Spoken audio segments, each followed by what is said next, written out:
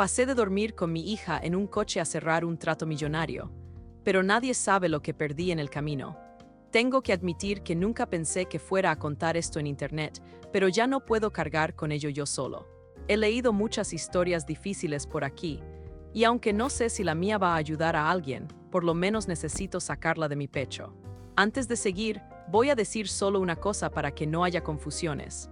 Lo que van a leer no es un cuento que me inventé, ni una exageración para ganar atención.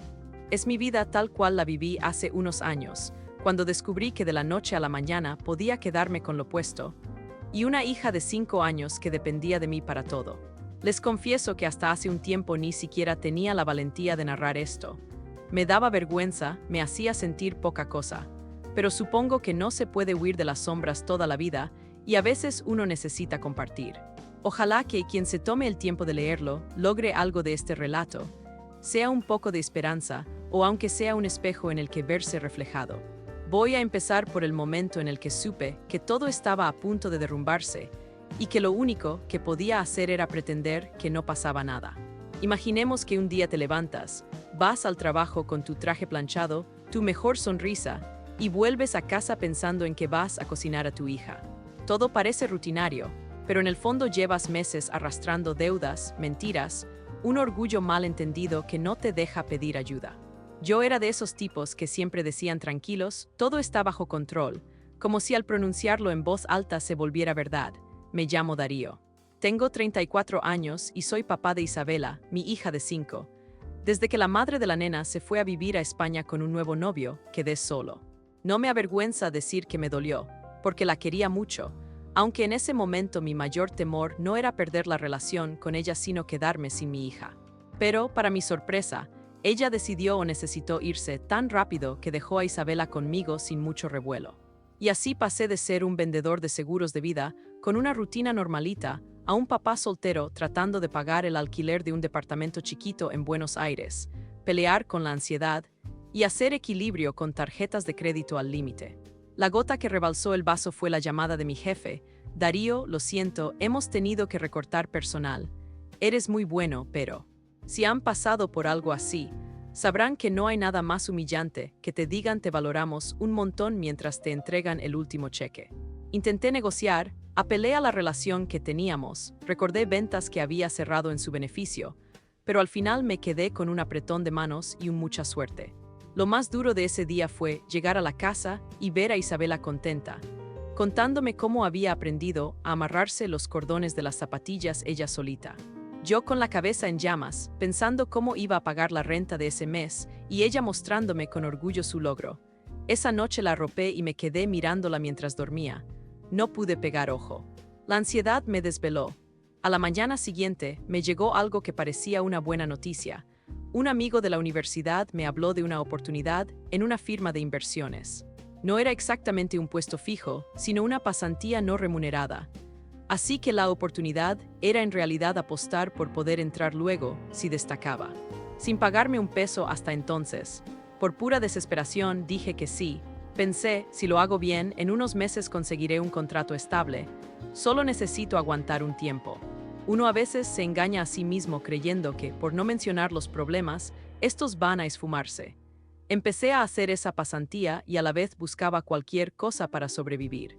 Intenté vender comida rápida por la calle, baratijas, promocionar cursos de inglés, lo que fuera, pero las cuentas seguían aumentando. Entonces el dueño del departamento me soltó un ultimátum. Tenés una semana para pagar lo que debes o te vas. Hacía meses que veía venir ese ultimátum, pero igual me agarró sin plan B. Intenté disimular mi miedo y mi vergüenza, incluso con la gente de la pasantía. Llegaba muy puntual, con un traje que había sido de mi padre que me quedaba un poco grande, pero era lo único que lucía decente. En la oficina tomaba notas, hacía preguntas inteligentes a los inversionistas, quería destacar.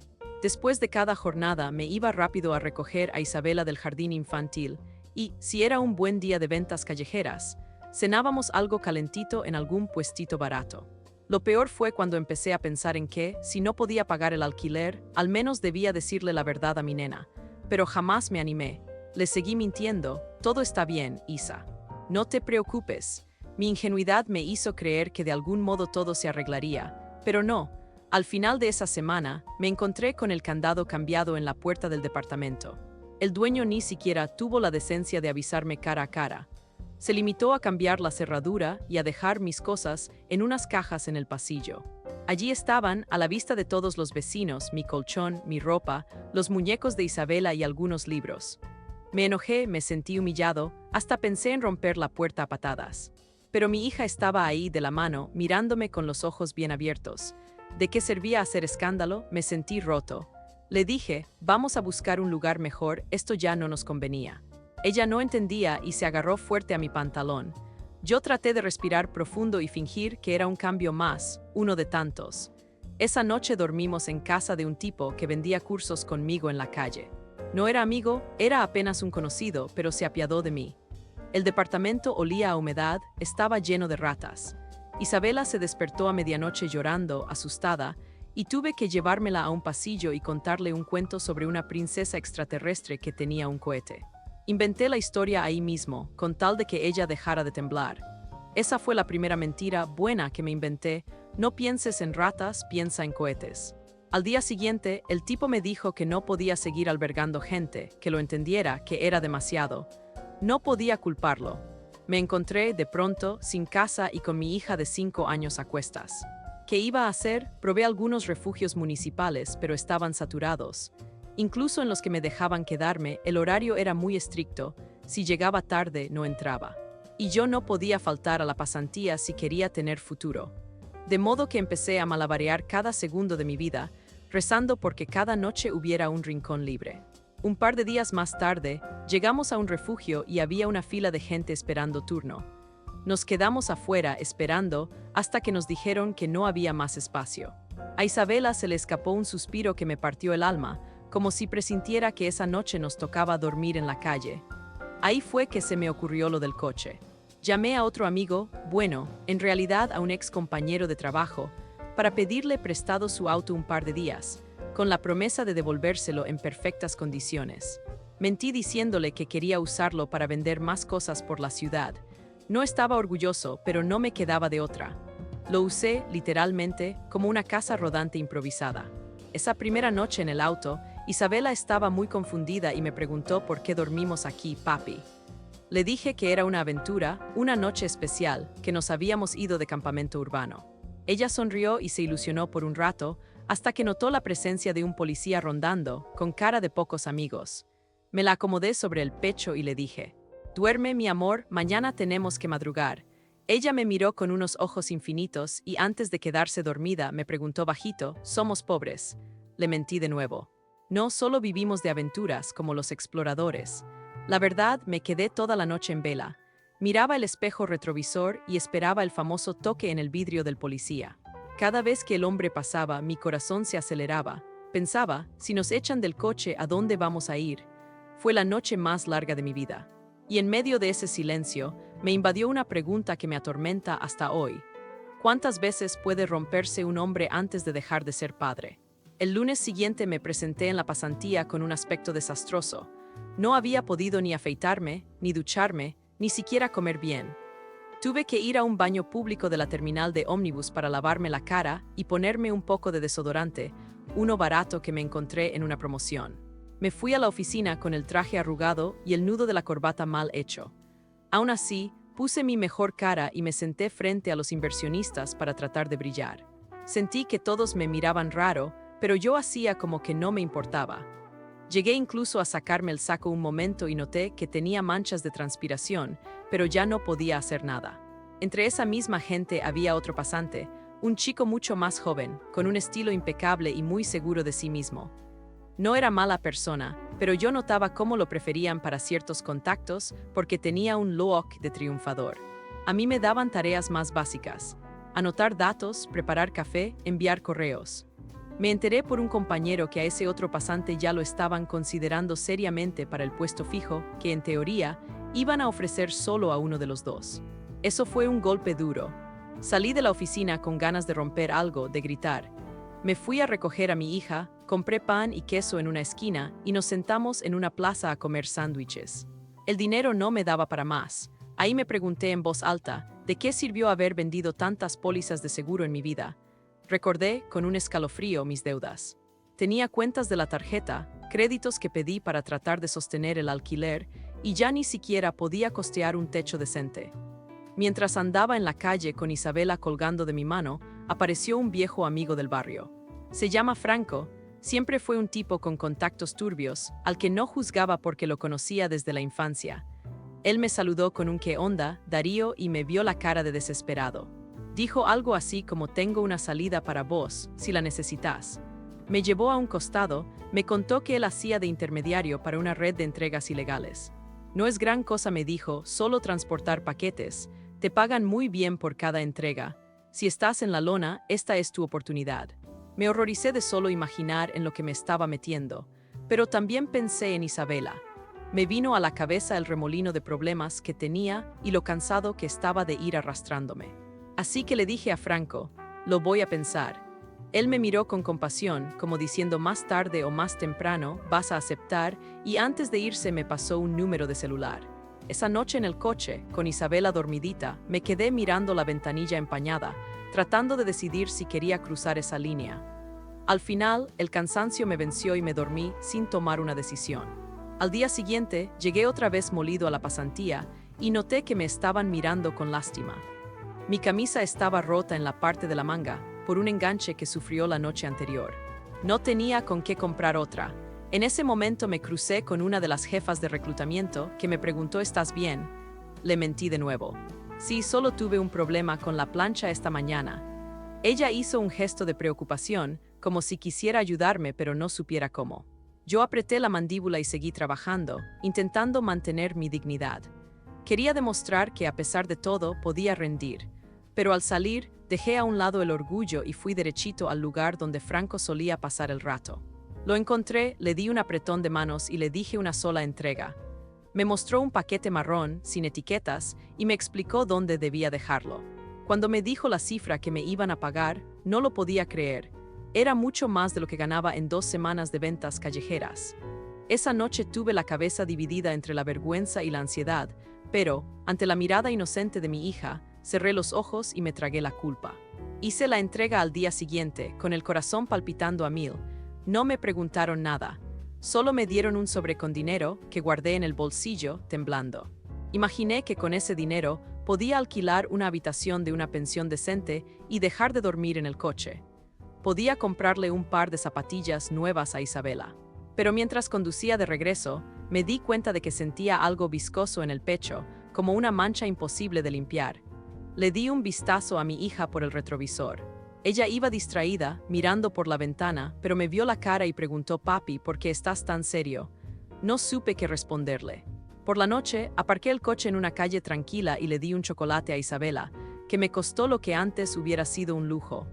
Ella sonrió y me dijo: «Qué rico, papi, gracias». Pero al rato, mientras yo fingía dormir, escuché que Isa murmuraba: «Papá, somos malos». Fue tan suave, casi un susurro, que pensé que lo había soñado, pero se me erizó la piel. En ese momento supe que no podía volver a cruzar esa línea, ni que me pagaran 10 veces más. Sentí que iba a perder lo único que de verdad importaba. Mi hija confiaba en mí como ejemplo de vida. Si yo me convertía en un delincuente, aunque fuera pequeño, ¿qué clase de padre sería? Al día siguiente, me presenté en la pasantía con la ropa tan maltrecha como siempre, pero con una determinación nueva. Antes de llegar, me detuve en un callejón donde había un tacho de basura ardiendo y tiré el dinero. Sí, lo quemé. Fue un acto desesperado, completamente ilógico si lo miras fríamente, pero no podía hacer otra cosa. Me sentía sucio, y aún así, las llamas me dieron un alivio extraño, como si quemando esos billetes me liberara de una pesadilla. Entré a la oficina y me crucé con la jefa de reclutamiento, que había mostrado algo de compasión. Esa mañana me atreví a robar una pequeña flor de un macetero que encontré en la calle. Espero que quien sea dueño de ese macetero me perdone. La llevé escondida en la mano y se la puse sobre su escritorio sin decir nada. Ella se quedó mirándome sorprendida. No supe cómo justificarlo, solo dije: «Disculpe el atrevimiento, es que estoy agradecido por la oportunidad». Noté que se le aguaron los ojos y me respondió: «Cuídate, Darío». Creo que entendió, sin palabras, que yo estaba en una situación extrema. Esa tarde fue la primera vez que sentí un cambio en el ambiente. No sé si me lo imaginé o si de verdad la gente empezó a verme distinto. De repente, un par de compañeros se ofrecieron a pagarme un café. Alguien se acercó a preguntarme si necesitaba algo, y yo, con mi condenada manía de fingir fortaleza, contesté que estaba todo bien. Pero interiormente se me hacía un nudo en la garganta. Durante las semanas siguientes, empecé a encontrar una especie de rutina. Seguíamos durmiendo en el coche o, cuando podíamos, en un refugio.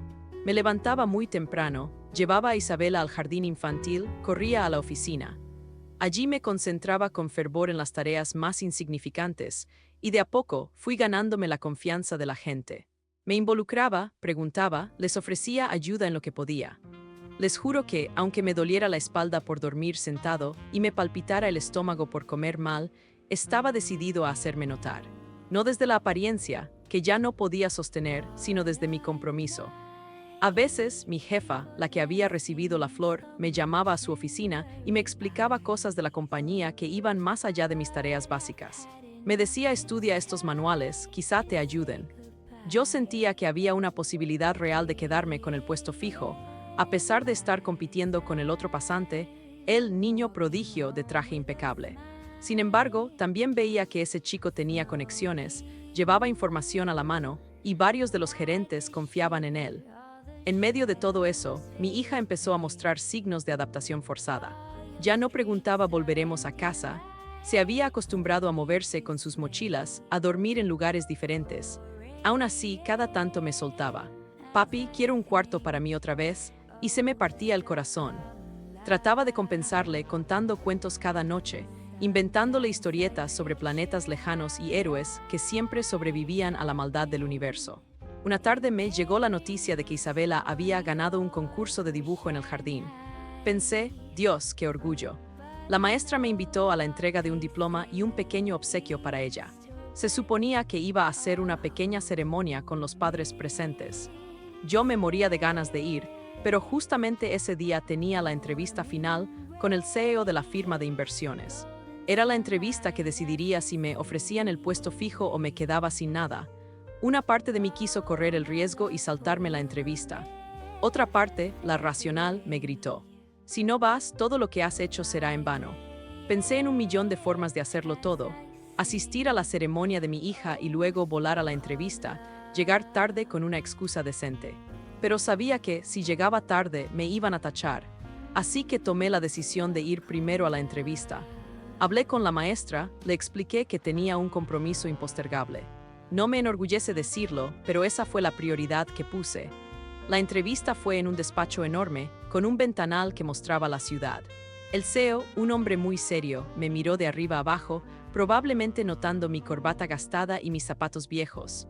Pero le sostuve la mirada porque no quería parecer asustado. Me preguntó por mi experiencia, mis motivaciones, y creo que respondí con sinceridad y con energía.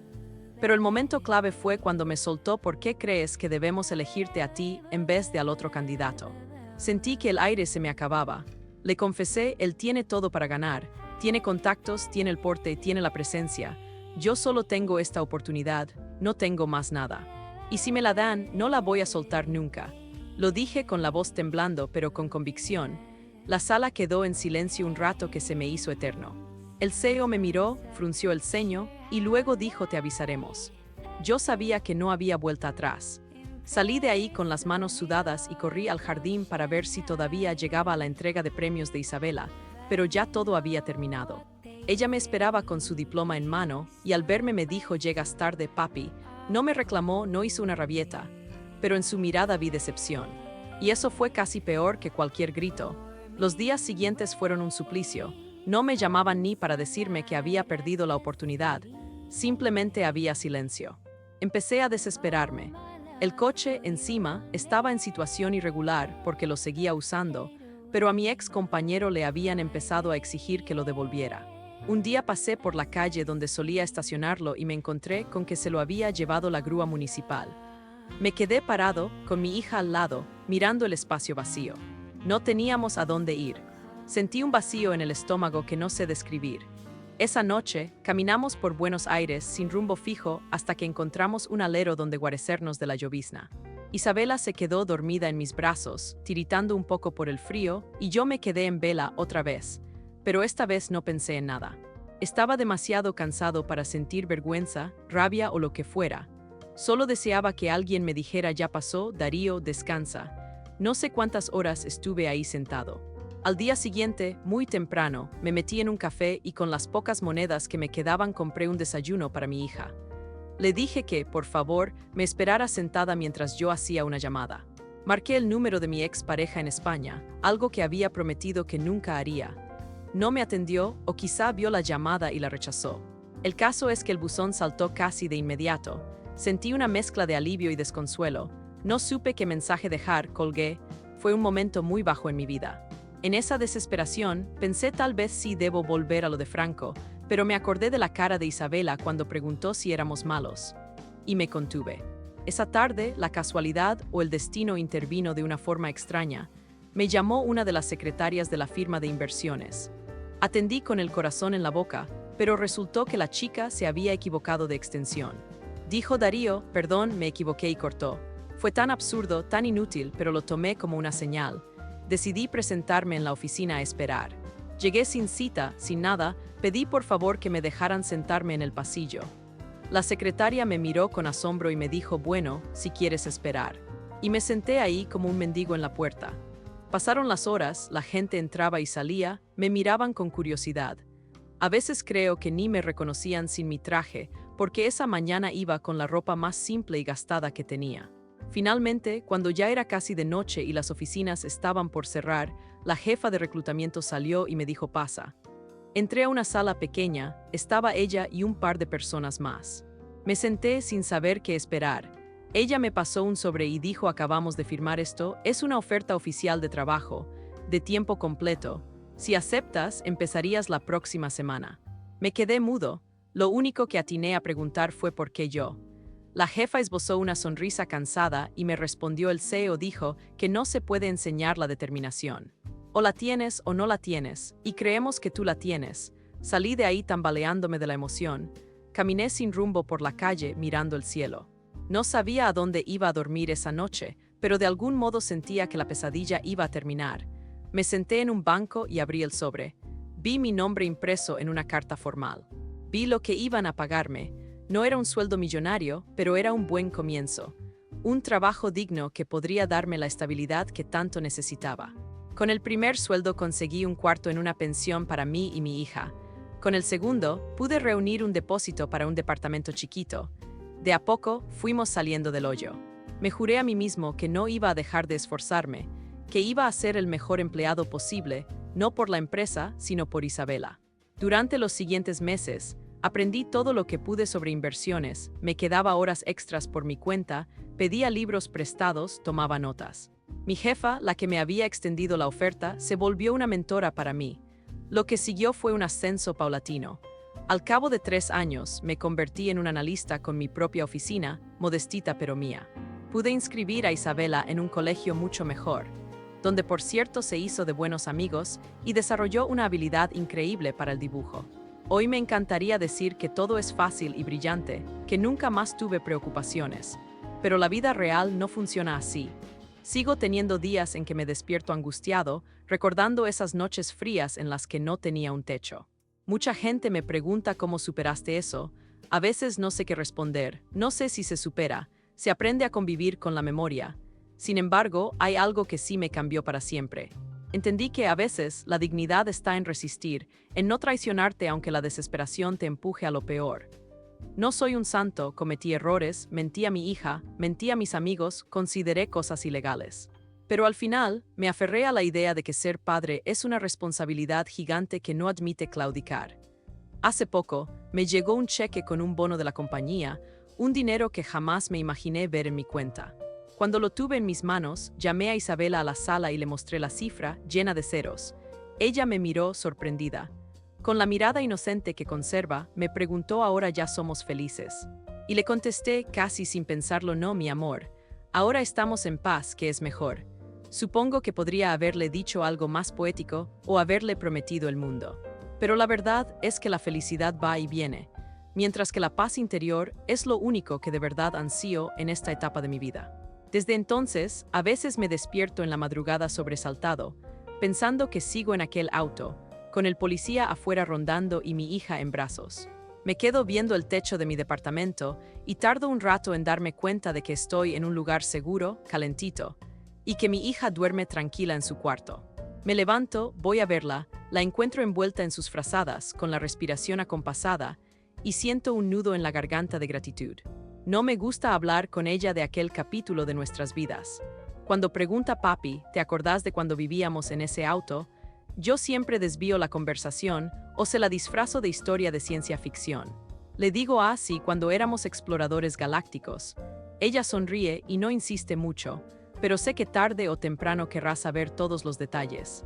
Quizá cuando sea mayor y pueda entender la magnitud de lo que pasamos. ¿Qué aprendí de todo esto? Que el éxito no es una meta final, sino un estado de relativa estabilidad por el que uno tiene que trabajar cada día. Y que no hay heroísmo en sufrir en silencio, ni en pretender que puedes con todo tú solo. Ojalá hubiera tenido el valor de pedir ayuda a tiempo, de aceptar la mano de alguien cuando la necesitaba. Sin embargo, no me arrepiento de haber luchado por mi hija, aunque haya sido de las formas más desordenadas. Puede que algunos lean esto y piensen que exagero, o que soy un pobre diablo que tuvo suerte de encontrar a la gente indicada en el camino. Quizás sí tuve suerte, pero también puse todo de mi parte para no rendirme. En algún momento, cuando Isabela sea más grande, le contaré que su papá quemó un fajo de dinero sucio porque no soportó la idea de volverse un criminal. Y que pese a dormir en la calle, en baños públicos y en un auto prestado, nunca dejó de creer que todo podía mejorar. Para quienes todavía están leyendo, espero que mi historia les sirva de algo. Tal vez estén en una situación parecida o conozcan a alguien que lo esté.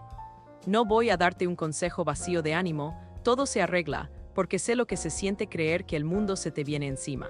Pero sí quiero decirte que, si crees que no tienes más remedio que hacer algo que odias o que va en contra de tus principios, detente un segundo a pensar qué sacrificas con ello. A veces, la diferencia entre la desesperación total y la oportunidad está en un gesto, en presentarte en una oficina sin cita, en reconocer que no tienes nada que perder o en decir no a la persona equivocada. Hoy vivo en un departamento modestito, pero con paredes pintadas de colores vivos que mi hija y yo elegimos juntos. Isabela ahora tiene 8 años, me saca la lengua cuando la reto por no hacer la tarea, y sigue dibujando astronautas, aliens y planetas imposibles. No somos ricos, pero tenemos lo que necesitamos para estar tranquilos. He aprendido a no avergonzarme de mi pasado, ni a idealizarlo, sino a verlo como un aprendizaje doloroso. He querido compartirlo aquí porque siento que, a veces, la gente necesita leer historias reales de los que rozamos el fondo y aún así salimos a flote. Si llegan hasta el final de mi relato, gracias por prestarme sus ojos y su tiempo. Ojalá esto le llegue a quien deba llegarle. Al menos yo me quité una carga de encima al contarles todo esto. Y si puedo dejar una sola lección, sería: perder casi todo no te hace un perdedor, siempre y cuando no te pierdas a ti mismo en el proceso. Yo estuve a punto de hacerlo, pero recordé, justo a tiempo, que había una pequeña personita de 5 años que confiaba en mí como su superhéroe. Y la verdad es que a día de hoy sigo intentando estar a la altura de ese título que ella me dio sin darse cuenta. Eso es todo. Gracias por leer. Abrazo a quien lo necesite. Y si sienten que no pueden más, piensen en si su historia todavía tiene páginas por escribir. A veces solo hace falta aferrarse a la siguiente línea. No voy a mentir, es difícil, durísimo. Pero si de algo estoy seguro, es de que la convicción de no rendirse puede convertirse en tu mayor fuerza. Hoy, mi hija se acerca a mí y pregunta por qué sonríes, papi, y yo solo la miro. Me acuerdo de esa noche, con el policía pasando mientras ella dormía en mi pecho, y contesto porque estamos en paz, chiquita, solo por eso. Es increíble la diferencia que hace la paz interior cuando antes vivías con un nudo permanente en la garganta.